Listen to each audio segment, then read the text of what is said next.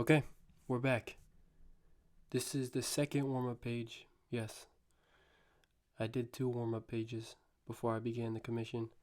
Prior to the commission, um, and maybe it's just an excuse for me to draw, I'll be honest. But it's cool, so it's not really that bad to watch or to look at. But anyways, I'm once again just starting with random figures. Like I never drew this guy before. I never had this idea for this guy before. Uh, I think 80% of the things that I'm doing right now just came. It just came to me in the moment, and I was like, yeah, this is what needs to happen. A microphone like he's at a McDonald's drive-through, it needs to happen. A headset like he has radio waves in his brain, it needs to happen. The rag across his neck is, I guess that's a shape that I draw a lot. You'll see it in clowns and things like that. But I kind of just wanted to stop drawing on that character at that point, because sometimes I get to a point where it's like, all right, I need to reimagine this guy from a different perspective. So later on, when I zoom out, you'll see the guy beneath him with the gun. He was the re-image of that, of him. So, and this is the third guy I drew. It's again, you can see the inspiration from the primary character, but there's a little twist, and I would say it's quite a frightening twist, because if this is the same lore of McDonald's drive-through employee, I wouldn't want to meet this guy at the drive-through. I'm not gonna lie, he looks pretty frightening. But on a more light note, this is the process for my character creation in a more solid way, because I ended up liking the third character so much, the one with the circle head, that he became my new character to design. And then from here on out, you get a more solidified version. It's not just like, uh, it's more than a warm up page, I suppose. Because remember, this is still the commission, and don't worry, we're gonna hear about the commission in the next episode. But it's at this point in the commission, I knew that I was gonna be doing kind of like a character, because we had already discussed some things. So I said, okay, let me get right with my character design techniques and in my, what is the word, continuity. Yeah, let's go with continuity of the same character. And so you see him in a bunch of different positions and, I guess, expressions, so that I can really bring him to life, like I've been talking about.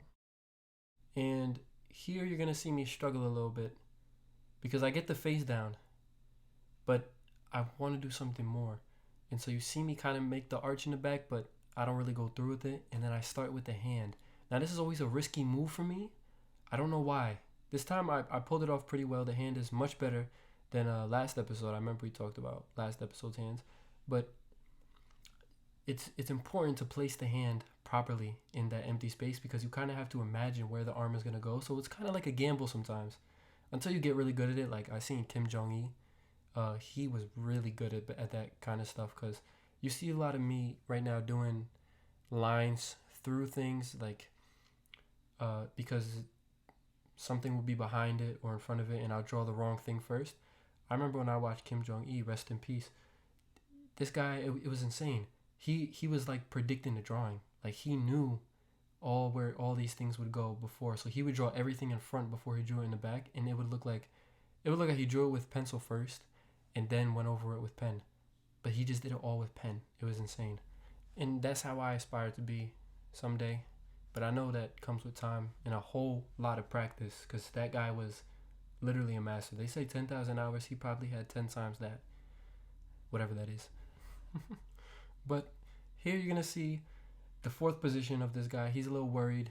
So the order that he took might have been from a guy that probably can beat him up. So he's a little scared. He's not as confident as the first three guys who were ready to brawl and duke it out over the Big Mac. So I wouldn't want to be this guy. But now we're moving on to fifth position. And I said to myself, we got to know what these guys look like from the back, right? Because if you're strong in the back, you're strong everywhere.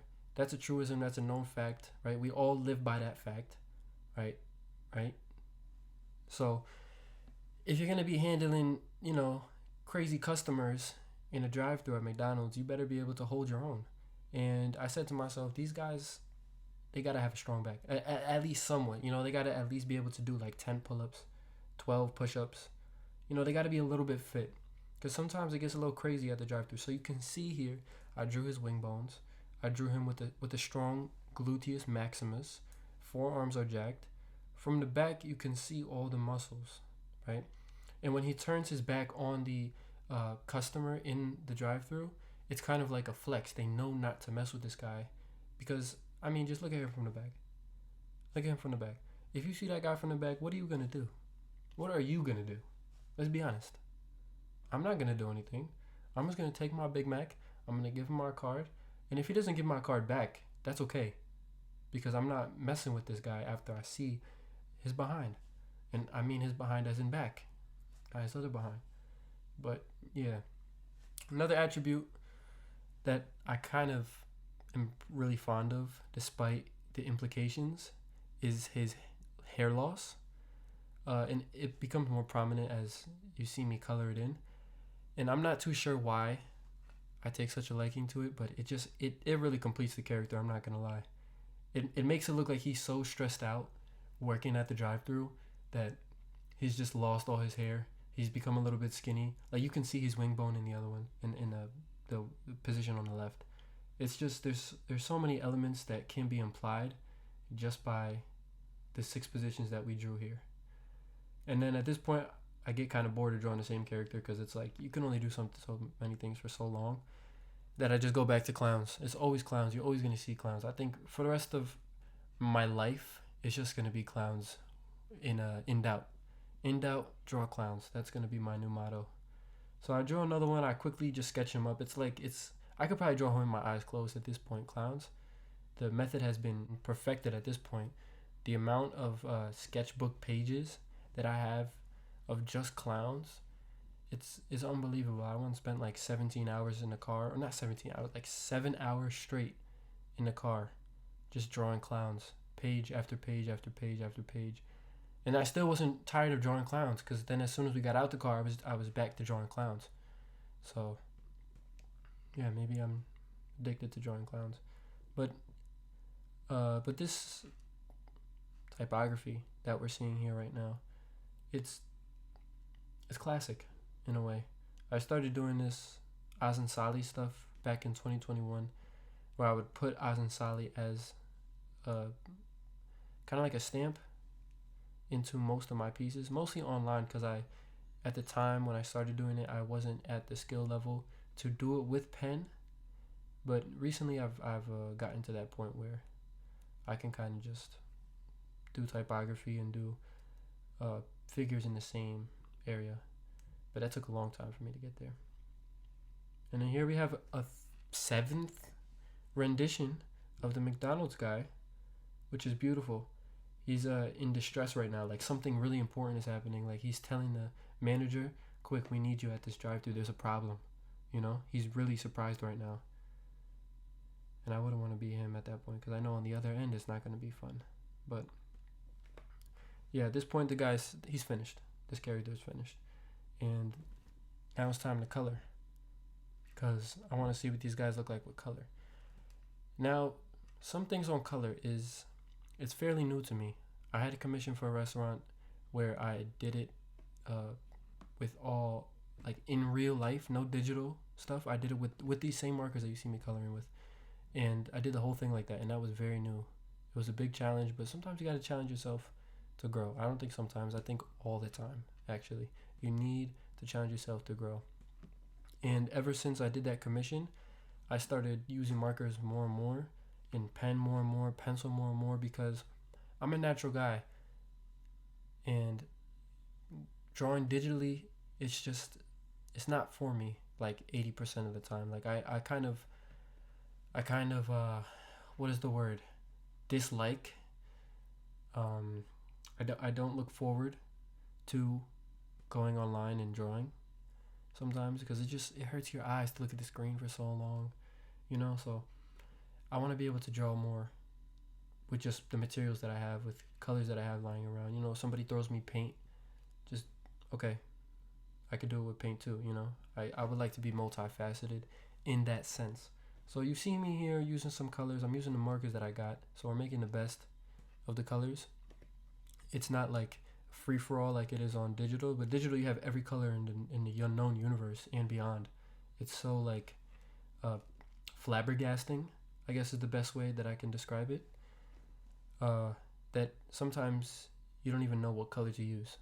So it's kind of it's good that these colors and these markers can limit me in a sense to making work with what I have. Yeah. But now we get to the real good part, because we start coloring in the employee with the color that I actually like. Because the first time I colored him, it was kind of like a test. I don't really like that color scheme, but it's okay. That's why we have more markers. We're going to try different things. We're going to make all the errors, because that first guy was definitely an error to me. I mean, it works, but it's like you're not sufficing. You know what I mean? So I made this guy a little bit more tan, and maybe that's because I'm a little bit tan, that I made him a little bit tan.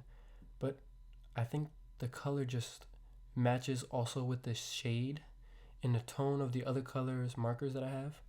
And you're going to see it here, yeah, because when I put the pink lips on him too, it just does something to me. It says, this is it. This is the character. Because then I color his hair. Okay, maybe I don't color his hair yet. But when I do color his hair, you're going to see what I mean.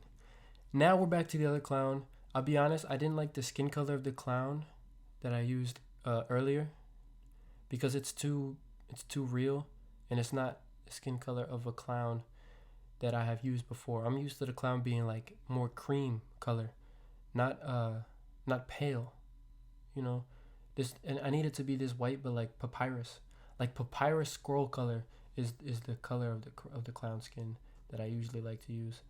So I didn't have that in marker, so I just made do with what I had, and it's okay. It's not a big deal. The clowns weren't the focus of this page anyways.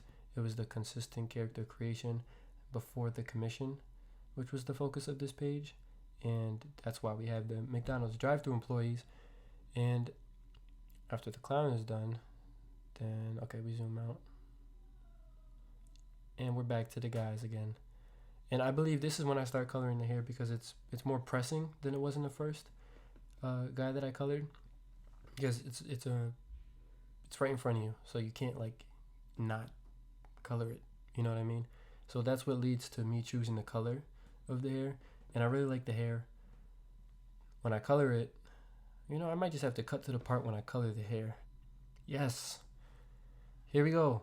The hair is being colored, and look at what it does. You can see I left a little bit of white, and I promise I didn't do that on purpose. I realized it after, and I was like, that's really good. But the little bit of white between the scalp and the hair, it just makes it look like he's balding so much more. Like even the little hair that he has is just falling out, and it's just so nice to me. I don't know why. I really should not feel this nicely about falling out hair, but it completes the character for me. It satisfies and fulfills something deep within my soul, and that's when I know that I've made a character that I like. You know, a good character. And here I'm just coloring the words. It's kind of weird how things turn out, because I colored these words pink, and I there's no planning going on in my head about what I was gonna do with this page. I was kind of just coloring it just for fun, you know, and it eventually, like, the colors look so nice when I end up coloring it black and doing all these things to it, that the pink just stands out in contrast to it. And I don't know how it happens. I think honestly it's mostly, like, overwhelmingly subconscious. But yeah, besides subconscious, right now we're coloring in the second character that I drew. I guess he's the predecessor to the McDonald's employee. He's more like the McDonald's engineer. He has a lot of walkie-talkies. He even has a weapon. So he's ready to deal with what is the word? Unmannered customers. You know, sometimes people get a little crazy. We get a little crazy sometimes, and certain things happen at the drive-thru. This is the guy that you call. You know, this is the guy McDonald's calls when somebody is going crazy that they didn't get their Big Mac. That's the guy they call. But anyways, here, boom, we cut to the finishing touches. Now, this takes a lot of material to do, coloring the whole background black, but I find that it is so worth it, because usually when I'm doing digital too, I'll choose a darker color as opposed to a lighter color as the background. Now, why is this? I think it's because it makes it more dramatic. That is the conclusion I've come to after looking over my work here and there. I like drama. I'll be honest, I like drama. And I like drama in my artwork as well. So you hear my songs, it's drama.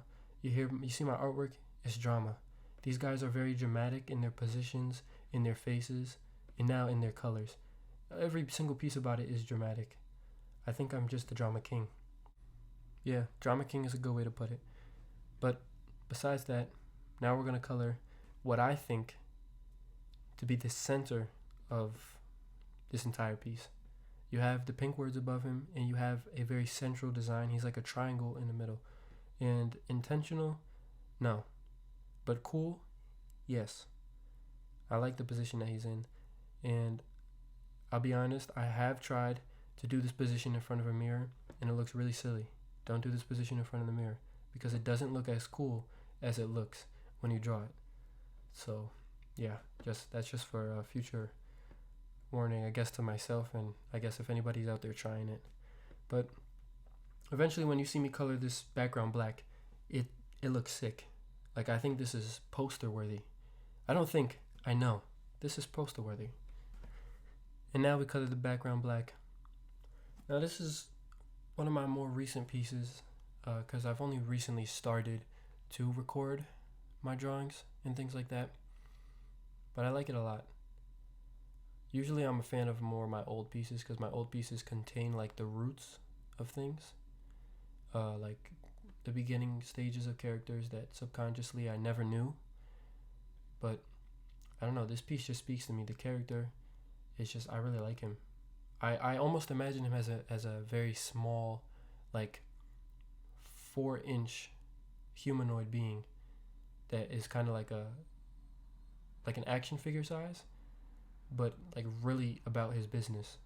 That's kind of how I imagine him. So when he ends up going in the world and all of that stuff, that's I think that's what he'll be. He'll be like a recon guy or a spy kind of guy. That's the vibes that I'm getting from him. Because if he's able to do these positions and he's able to manage stress semi well, he hasn't lost all his air, right? He's doing something right. I think he would be good for spy mission or hitman missions or something like that, because if a lot of us were in those positions, we'd be losing a lot more hair than this guy. So I think his scalp is very telling. Anyways, this is the end of the video, or at least the end of me talking, because I've been talking for a while now. So yeah, thanks for watching, and I'll see you the next time that I upload the next video.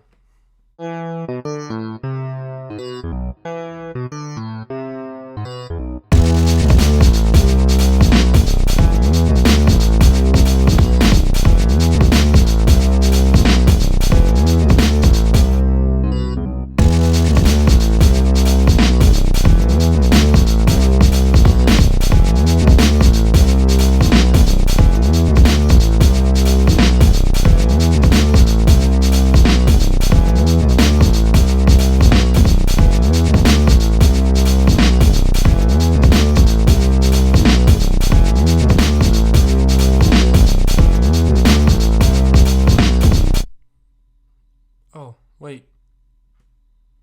There's more. If you made it this far, comment balls.